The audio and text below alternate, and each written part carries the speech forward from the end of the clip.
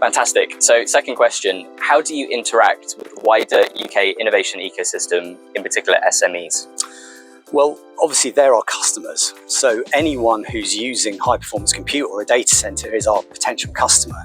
So we have, we touch a lot of different businesses up and down the country, whether that's pharmaceuticals or high performance manufacturing, financial services. So we are right at the kind of tip of the spear, if you like, of what people are talking about as the fourth industrial revolution. AI and machine learning. Our data centers are uniquely well suited for that job for density reasons. Most normal data centers can't cope with the intensity of heat that AI chips tend to generate. Because of the way we recycle heat means we're very good at that. So yeah, the wider business ecosystem, we are the substrate which enables business. It's incredibly important to us that the government and those industries are supported. We know how good we are as a business, as a country, around pharmaceuticals and around financial services, these sort of things. And we need to develop a public infrastructure or a data center infrastructure that is useful and usable for those businesses.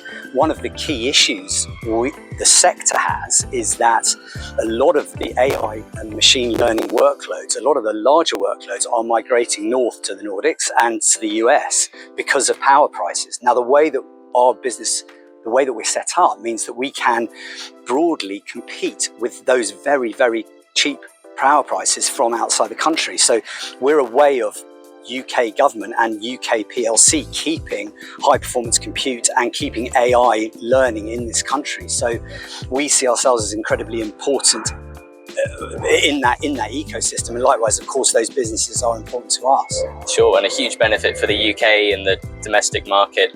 Massive benefit. I mean, when you think, if we deploy our technology to London, we would be providing somewhere in the region of 500 million to £1 billion worth of free heat every year to London. Wow. To deploying this technology. And the reality is there just aren't enough electrons to go around. There is not enough electricity for the data center industry to grow in this country how we need it to grow.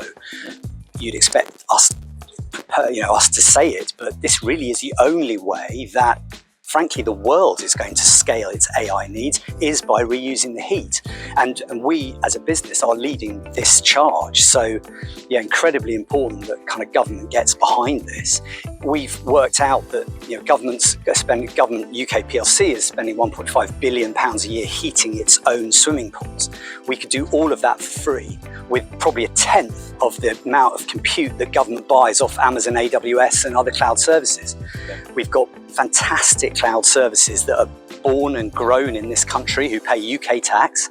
We pay UK tax, and we need government to have a big rethink, particularly after the outages that we've seen over the last week. Sovereign clouds, decentralizing clouds, and having as a government having your infrastructure built in the way that we're building it. This is the future.